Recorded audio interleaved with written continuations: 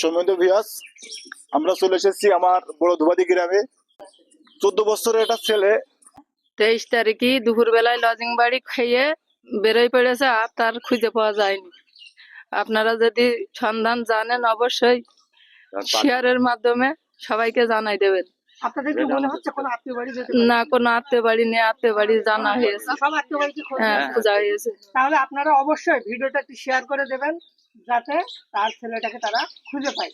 আমরা স্ক্রিনে ছবি এবং নাম্বার দিয়ে দিচ্ছি। যদি কেউ এই ছবির বাচ্চাটাকে পান তারা অবশ্যই এই নাম্বারে যোগাযোগ করবেন অথবা আমাদেরকে ইনফর্ম করবেন, আমরা তাদেরকে সংবাদটা দেব। ধন্যবাদ সবাইকে। সবাই অবশ্যই ভিডিওটা শেয়ার শেয়ার করে করে দেবেন। দেবেন। তো ভিউয়ার্স, ভিডিওটা সবাই একটু শেয়ার করে দেবেন যাতে এই অবুঝ শিশুটা তার পরিবারের জন্য ফিরে আসে। আমরা ভিডিওর নিচেই অবশ্যই আমরা তার ছবি দিয়ে দেবো। ইনশাল্লাহ আপনারা দয়া করে সবাই ভিডিওটা শেয়ার করে দেবেন।